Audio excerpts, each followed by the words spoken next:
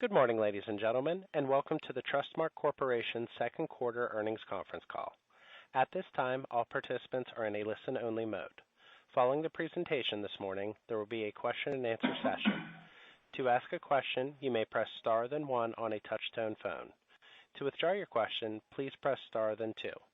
As a reminder, this call is being recorded. It is now my pleasure to introduce Mr. Joey Rain, Director of Investor Relations at Trustmark. Good morning. I would like to remind everyone that a copy of our second quarter earnings release, as well as the slide presentation that will be discussed on our call this morning, is available on the Investor Relations section of our website at trustmark.com.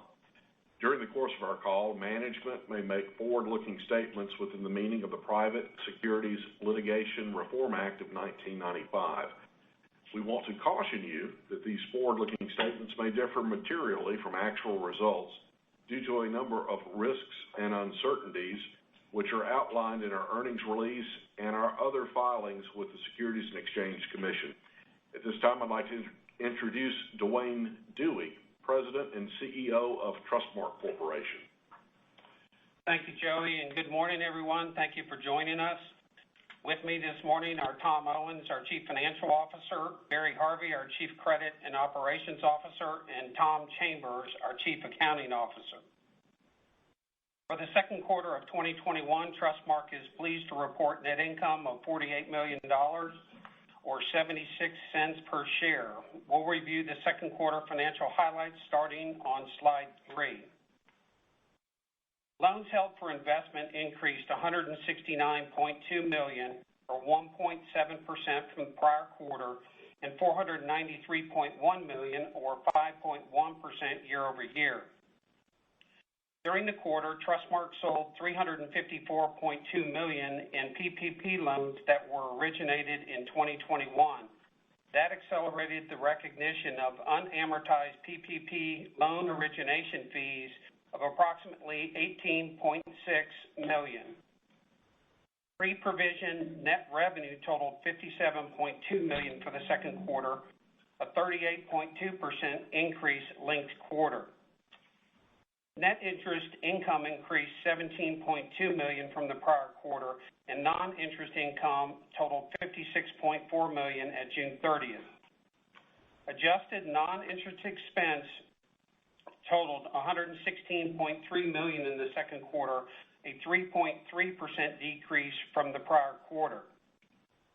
Our efficiency ratio improved to 64.3% for the quarter.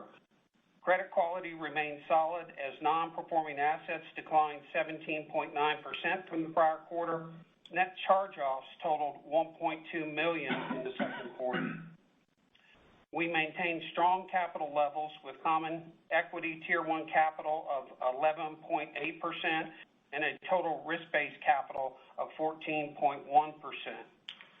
During the second quarter, Trustmark repurchased $20.8 million, or approximately 630,000 shares of common stock. As of June 30th, we maintained $75 million in remaining authority under our repurchase program that will expire December 31st of 21. The Board of Directors declared a quarterly cash dividend of 23 cents per share payable September 15th to shareholders of record on September 1st. At this time, I'd like to ask Barry Harvey to provide some color on loan growth and credit quality. Be glad to, Duane. Looking on the slide 4, our loans held for investments totaled $10.2 billion as of June 30th, an increase of $169 million from the prior quarter and $493 million year over year. The loan growth during the quarter was centered in public finance and mortgages. As anticipated, our CRE payoffs slightly outpaced our fundings in that book. The loan portfolio remains well diversified, both by product type as well as geography. On slide 5, you can see Trustmark's CRE portfolio is approximately 65% existing and 34% or 35% construction land development. Our construction land development book is 80% construction or vertical. The bank's owner-occupied portfolio has a good mix between real estate types or categories, as well as industries. Looking on to slide 6, the bank's commercial loan portfolio is well diversified across all industries and with no single category exceeding 10%. Typically, these loans are well secured, governed by formulaic borrowing bases, coveted to protect both the income statement and the balance sheet. On slide 7, we have a minimum exposure, as you can see, to restaurants and energy. Trustmark has never been in the high-risk C&I lending business, and currently we only have one customer for roughly $10 million in that category. The bank's portfolios in the highest impacted COVID-19 industries have held up extremely well. The bank has always underwritten both hotels and retail CRE in a very conservative manner. Moving on to slide 8, we conducted an analysis, as we have in the previous quarters, of our COVID-19 portfolio, of those that we have seen have either a COVID concession or fit into one of the categories that's been highly impacted. And we looked during the quarter at those in specific categories, mainly retail and hotel, but we looked at those that were watch or worse, that have received a concession during the COVID downturn, and those credits specifically that were over $1 million. Collectively, we reviewed roughly $482 million in the balances. We reviewed 99% of our hotel book and 69% of our restaurant portfolio. As a result of this review, we're pleased to indicate that we had about $4.5 million in downgrades into the criticized category, but on the other side, we had about $14.5 million that was moved from pass from the classified or criticized category. Looking at slide 9, our allowance for credit losses decreased $5 million from the previous quarter. Our reserve calculation included decreases in individually analyzed credits, and the qualitative changes were due to the reduction in the impact of COVID-19 on our portfolio. The quantitative portion of the reserve was impacted by improvements in the macroeconomic forecast, which resulted in releases of reserves, but we also implemented a probability default and a loss given default floors inside of specific portfolios, which actually resulted in provisioning. On June 30th, 2021, the allowance for credit losses on loans held for investment totaled $104 million. On slide 10, we continue to post solid credit quality metrics. On June 30th, our allowance for credit losses represented 537% of non-performing loans, excluding those that were individually analyzed. Net charge-offs totaled $1.2 million in the second quarter, and recoveries have exceeded charge-offs by the same $1.2 million year to date. Non-accruals declined $12 million in the second quarter and $1.5 million from this time last year. On June 30th, non-performing assets had declined $13 million from the prior quarter and $7 million from the previous year. On slide 11, we can take a quick look at our PPP program. During the second quarter, as Dwayne indicated, we sold $354 million of our PPP loans originated in 2021. This sale of loans accelerated the recognition of unamortized PPP loan origination fees by $18.6 million net of cost. On June 30th, 2021, our PPP loans totaled $166 million, net of deferred loan fees and cost of $2.1 million. Dwayne? Thank you, Barry. Now turning to the liability side of the balance sheet, I'd like to ask Tom Owens to discuss our deposit base, net interest margin, and non-interest income. Thanks, Dwayne, and good morning, everyone. Looking at slide 12, deposits totaled $14.6 billion June 30th, a $249 million increase linked quarter and $1.1 billion increase year over year. Growth during the quarter was driven primarily by public fund balances, while personal and non-personal balances were both relatively flat. So perhaps we're beginning to see long-anticipated inflection point where balances begin to roll over as the economy continues to recover and consumer spending continues to normalize. Our cost of interest-bearing deposits declined 3 basis points from the prior quarter to total 19 basis points, and we continue to maintain a favorable deposit mix with 30% of balances in non-interest bearing. Turning to slide 13, net interest income FTE totaled $122.4 million in the quarter, resulting in a net interest margin of 3.16 and representing a linked quarter increase of $17.2 million. Interest and fees on PPP loans totaled $25.6 million, which was an increase of $16.3 million linked quarter, and as Barry and Dwayne referred to, the $18.6 million in origination fees, which were accelerated by the sale of the PPP loans.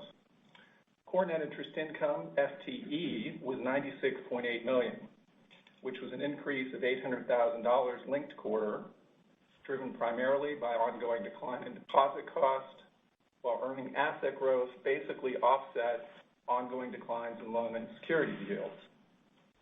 Core net interest margin was 2.94, a decline of 5 basis points linked quarter. Turning to slide 14, non-interest income for the second quarter totaled $56.4 million, a $4.2 million linked quarter decrease, and a $13.1 million decrease year over year. The linked quarter and year over year decreases are primarily attributable to lower mortgage banking revenue. For the quarter, non-interest income represented 32.1% of Trustmark's revenue, continuing to demonstrate a well-diversified revenue stream. On slide 15, mortgage banking revenue in the second quarter totaled $17.3 million, a $3.5 million decrease linked quarter, and a $16.4 million decrease year over year. Mortgage loan production remained strong, but declined 3.9% linked quarter and 13.7% year over year from historically high levels. For the second quarter, retail production remained strong, representing 77% of volume, or $571 million. We've added a trailing quarterly chart to the slide, illustrating gain on sale margin as well as the mix of loans sold versus retained on balance sheet. You can see the gain on sale margin declined about 20% linked quarter, dropping from 391 basis points in the first quarter to 315 basis points in the second quarter. And origination volume declined about 4% linked quarter, dropping from $767 million to $737 million. We hope the addition of this chart will help the reader understand the dynamics of the mortgage banking gain on sale. And now I'll turn it over to Tom Chambers, who will cover non-interest expense on slide 16. I'll be glad to, Tom. Turning to slide 16, you see the detail of our non-interest expenses broken out between adjusted, other, and total. Adjusted non-interest expense totaled $116.3 million in the second quarter, a $3.9 million decrease from the prior quarter. Salaries and employee benefits decreased $1 million linked quarter, principally due to the seasonality of payroll taxes from the prior quarter. Additionally, services and fees decreased $715,000, and equipment expense decreased $677,000 on a linked quarter basis.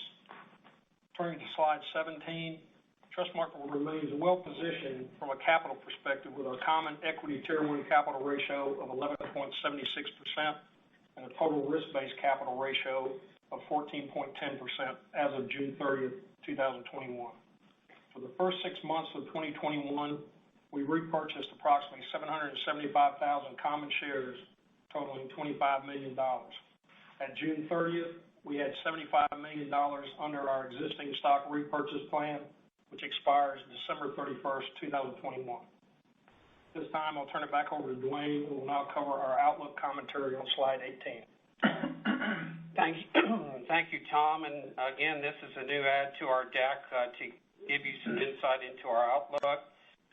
Looking at the balance sheet, we're expecting loans held for investment to grow low to mid-single digits for the year, with potential headwind in the second half of 2021 from accelerated repayment activity in the commercial real estate book. Our security balances are targeted at 20% of earning assets, and growth in deposits is expected to flatten in the second half of the year. We're expecting the net interest margin to remain under pressure from the low interest rate environment and excess balance sheet liquidity. Our core net interest income is expected to stabilize during the second half of the year as core earning asset growth offsets continued modest linked quarter compression in the core net interest margin. Based on the current outlook, the total provision for credit losses, including unfunded commitments, is expected to remain in line with the second quarter results for the remainder of the year. Net charge-offs are expected to be muted for the remainder of 21 based upon the current economic outlook and the overall portfolio.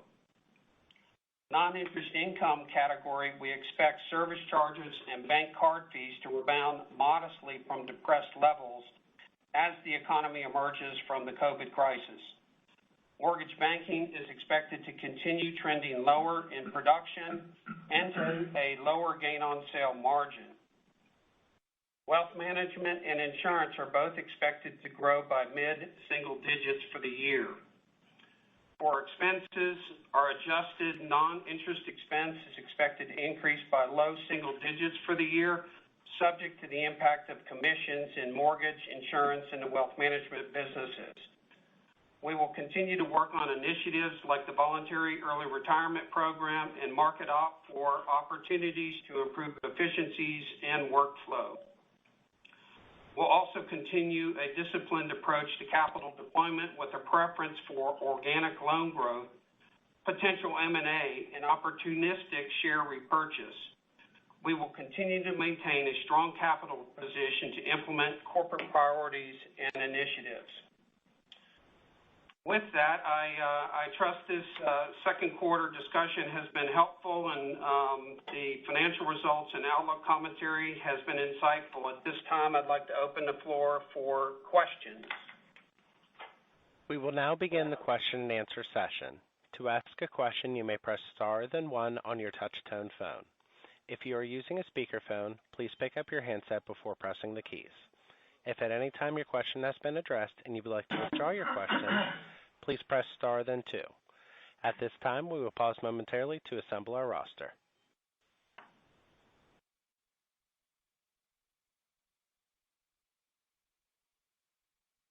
Our first question will come from Graham Dick with Piper Sandler. Please go ahead. Hey, good morning, everybody. Good morning. So you just mentioned taking securities to 20% of earning assets from today's levels. I'm just wondering, I guess, what your all's plan would be for the remainder of whatever liquidity might be there after you reach that 20% threshold, and maybe if you're expecting, I guess, a large chunk of that to flow out of the bank. Just kind of trying to get an idea of what the overall balance sheet might look like in a few quarters. Graham, good morning. This is Tom Owens. Thank you for the question. So, we do continue to target 20% of earning assets for the securities portfolio.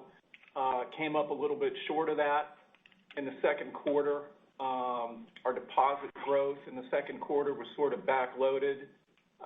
And then, as we got towards the end of the second quarter, we had quite a rally in the bond market and, investment alternatives were less appealing at that point. So some of it is tactical. I think you should expect us to continue to target at least 20% of earning assets. And, as we've discussed in the past, there's really two big considerations there. One, as you alluded to, is the uncertainty around the effective duration of the deposits, the deposit growth that we've experienced here over the last 5 quarters or so. As I said in my prepared comments, we really started to see that flatten out with respect to personal and non-personal in the second quarter. And so if we're at a point here where we've stabilized and we start to see some attrition that looks more consistent with the back book I think that will increase our confidence in terms of the amount of liquidity that we have to deploy.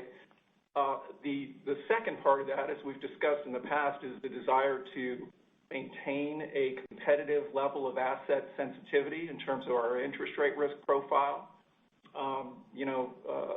As of the first quarter, our peer median securities to earning assets was about 25%. I think you should expect us to stay below that. But that would be the range, 20 to 25%. And sort of dimensioning your question there, as you said, over the next few quarters or so, I would think that we'll be more towards the lower end of that range. Okay, awesome. That was very helpful. And I guess just turning to securities, I know you said that you probably have more color on the impact of the voluntary retirement program with 3Q21 earnings. But I was just wondering if you guys maybe have any early idea of how many people might be planning to participate in that, or even just a rough estimate of how it might impact or reduce salaries at the point of its implementation. Yes, this is Dwayne. No, we're not in position really to comment on the overall program at this point in time. It closes here before too long, and we'll be disclosing the full results at the end of the third quarter. If you recall, we had a early retirement program in early 2020, right as COVID was starting to take shape. And so this program is in somewhat following that as COVID now has started to lessen and the markets are improved and other things that have happened during that 18-month period. So really don't have a lot more color at this point. We'll give you full details at the end of the third quarter. Okay, that's understandable. And then I guess just a quick one here on expenses. I was wondering, salaries are lower quarter over quarter. How much of a benefit did you guys see from the lower mortgage-related comp versus last quarter?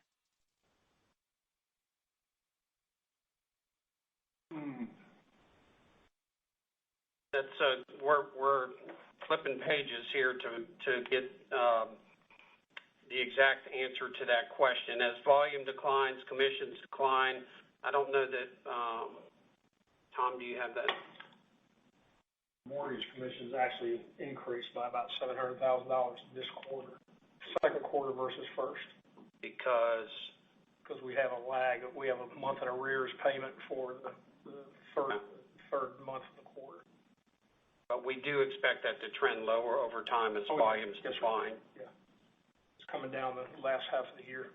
Yeah, I mean, it's a good question, and you would expect with decreases in origination volume, decrease in commission expense, Graham, and I think in this case it's just a question of timing, as is the case with a lot of dynamics of the mortgage banking business, right?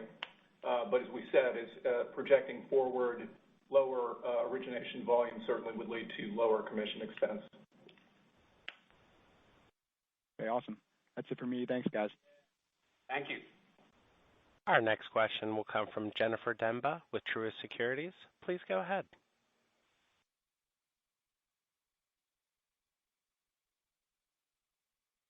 Pardon me, Jennifer, your line might be muted. Hey, this is Brandon King on for Jennifer. How you doing? I'm sorry, could you say your name again? Hey, this is Brandon King on for Jennifer Demba. How's everyone doing? We're doing well. Good morning. Good morning. So yeah, could you please talk about what you're seeing in CRE with paydowns? And I know you expect there to be potential headwinds going into the second half of the year, but could you see that abating somewhat as we get into 2022? And Brandon, this is Barry. I'll be glad to address your question. What we are seeing as of just after we've got past the end of second quarter, we've reassessed, of course, what we think the second half of the year will look like, and as we move into 2022 that you referenced, one thing we are seeing within our CRE book, we are seeing some shifting of scheduled payoffs either later into this year some we didn't see, some that we expected to see in Q2. We saw a shift of some of that into the third quarter and fourth quarter of this year. We also saw a meaningful portion of it shift into 2022. So I think from a loan growth perspective, if that's where you're heading, is we're probably a little more comfortable thinking about mid-single digits for 2021 than we were at the first of the year. And it's mainly because we're seeing some of those scheduled payoffs getting pushed back into either later this year, which really doesn't have a big impact on 2021, but we are seeing a meaningful amount pushing into 2022. On the flip side of that, we're seeing a higher than anticipated unexpected payoff, those that we didn't have slated to come out in 2021. That's occurring at a pretty rapid pace. They do seem to be offsetting each other to an extent. So we're feeling like from a CRE perspective for the year, we're going to end up being around flat at this, based on what we know today. We are pleasantly not surprised, but encouraged by the fact that we're seeing growth in both our public finance line of businesses as well as in our mortgage business, those loans we're choosing to portfolio. So we are seeing growth during Q2 from a couple areas that we've previously not had meaningful growth, and we do expect for the real estate, the CRE portion of our book, to not be too much of a drag on our loan growth for the year. So we are more comfortable now thinking in terms of mid-single digit growth as opposed to low single digit growth as we move out through the rest of 2021. Okay. Thanks for the color on that. And then you mentioned as far as higher activity in your markets and how that'll eventually benefit service and bank card fees. Is there a certain level that you're targeting when it comes to the level of fee income in those areas in relation to pre-pandemic levels? This is Dwayne. I'll take a stab. Not really. We're not targeting anything specific. It's been a little hard to forecast. Again, based on the deposit conversation, the amount of liquidity out there in the marketplace, we do expect the overall economic activity to pick up, which means more service charges, more activity. However, it's just so hard to forecast how quickly now with maybe the second wave of COVID-related stuff. We don't really have a target to give you at this point in time. Okay. And finally, I know your preference is for organic loan growth, but with all these mergers being announced, does it change the calculus for you guys to use some of that capital for M&A? And if so, what are your thoughts there as far as potential whole bank acquisitions versus non-bank acquisitions or certain business lines? Again, this is Dwayne. As you note, it's a very active market out there. We are hearing and seeing a lot of different opportunities, and so we continue to stay focused on the things that will improve and impact Trustmark moving forward. As we stated in our outlook commentary, organic loan growth continues to be a priority. It's the most efficient use of capital. M&A is something that we are monitoring and are evaluating on a continuous basis. And as you note, there is increased thought and discussion in some of the non-bank categories that could be of interest. And then, the third use of capital is the opportunistic buyback. So high volume on the M&A side, but we're staying disciplined and focused and are going to be opportunistic and really haven't changed our view on that from prior guidance. Okay, thanks for the answers. Again, if you have a question, please press star then one. Our next question will come from Michael Rose with Raymond James. Please go ahead. Hey, good morning. This is Carl Doran for Michael Rose. Thank you for taking my questions. Just to piggyback off the expense questions. Basically, a while back, you had talked about certain initiatives on top of growth and innovation, which includes improving efficiency. With the efficiency ratio currently running in the mid-60s, do you perhaps have a target for where you would want that to be eventually?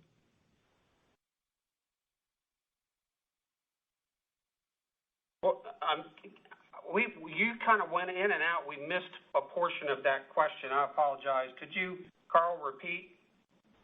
Oh, sure, no problem. Are you hearing me clear now? A little bit muffled.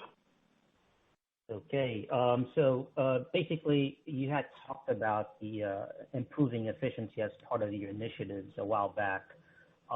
Just wanted to know, with the voluntary retirement program and the closing of branches, do you happen to have perhaps a target for where you would want the efficiency ratio to eventually be at? It's currently running in the mid-60s right now. The answer is no. I mean, we don't have a target efficiency ratio. As I've stated in prior calls, we are laser focused on efficiencies. That includes things like the voluntary retirement programs to reduce headcount.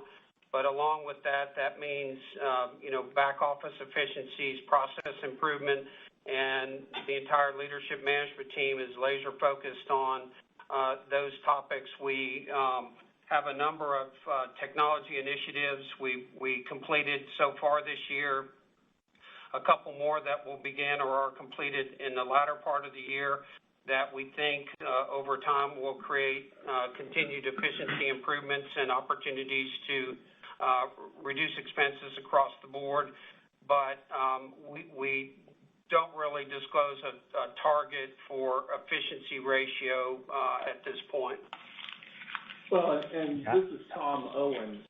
I would add that, as Wayne said, we're keenly focused on the numerator in the efficiency ratio, but let's not lose sight of the denominator either. Clearly, the Fed's emergency rate cuts and super accommodative monetary policy have had quite an impact on our net interest margin and our net interest income. We do believe that we are well positioned relative to peers in terms of our interest rate risk profile, and we do believe that as the economy continues to recover and as the Fed eventually normalizes monetary policy, that we should outperform the peer group. It's part of why you hear me each call talk about the desire to maintain a competitively asset-sensitive interest rate risk profile. Got it. Thank you. And on capital, I know you talked about buyback previously. With the share price, I guess, a bit down from where it's traded at during last quarter, I'm assuming it's, I guess, more attractive for you guys, and I assume you're still buying shares. So again, we're pretty consistent with how we go about capital management. We have a disciplined process, a disciplined framework in place for evaluating the returns available from various forms of capital deployment. Yes, we were active in the second quarter as the opportunity presented itself. We had a good quarter in that regard. If you think about the amount of balance sheet growth that we achieved in the second quarter, if you think about the amount of capital we deployed via share repurchase, and yet our capital ratios still increased linked quarter. A very good quarter in that regard. Each of our regulatory capital ratios continues to remain above the top of our operating target ranges for the ratios, and as Dwayne indicated in his comments, we continue to have $75 million of authorization remaining between now and year end, and so yes, I would think that you should expect us to continue to manage capital consistent with the way we've done so in the past. Sounds good. All right. Well, thank you for taking my questions. Our next question will come from Catherine Mealor with KBW. Please go ahead. Thanks. Good morning. Morning, Catherine. Morning. Wanted to just circle back on the PPP sale. Can you remind us what your remaining unamortized fees are that to come in for the rest of the year? So, Catherine, this is Tom Owens. It is approximately $2 million in unamortized origination fees that would be recognized, as you know, sort of straight line amortization over the life of the loans, but would be accelerated as we continue to experience forgiveness on the loans. Okay, great. And then back on the mortgage conversation, your slide was really helpful that showed the gain on sale margins. As we look at the gain on sale margin for the quarter, is there any sense as to what that margin looked like towards the end of the quarter that may give us a sense as to where that margin may be heading in the back half of the year? So, Catherine, this is Tom. I don't know that we can slice it quite that finely. We're hoping. You know, this is obviously a hot topic, and it's one of the primary reasons we added that chart to slide 15. We do want to try and be as transparent as we can and give you as much guidance as we can with respect to the key drivers of the mortgage banking business and the revenues generated from that business. So again, we saw about a 20% linked quarter decline in the gain on sale margin. It remains, as you know, at high levels, historically speaking. I mean, just in very round numbers, probably double what was considered normal, you know, sort of pre-pandemic. So we can't slice it that finely, but I think in general, we think that we expect continued pressure both on the gain on sale margin as well as origination volume, and we're hoping that chart can kind of give you a visual in terms of what that trend has looked like.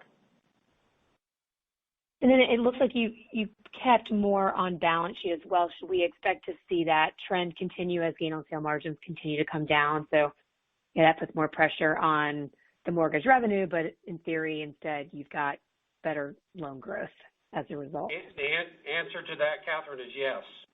We would expect to hold more on balance sheet. Okay.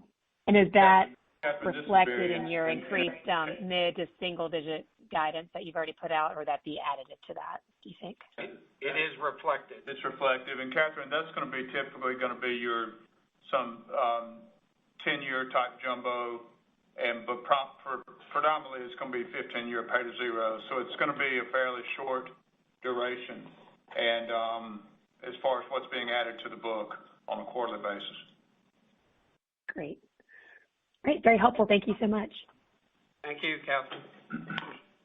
This concludes our question and answer session. I would like to turn the conference back over to Dwayne Dewey for any closing remarks. Well, thank you for participating on our call this morning. We hope the information presented is helpful and useful. We look forward to getting back together at the end of the third quarter, and we will talk to you in October. Thank you. The conference is now concluded. Thank you for attending today's presentation. You may now disconnect.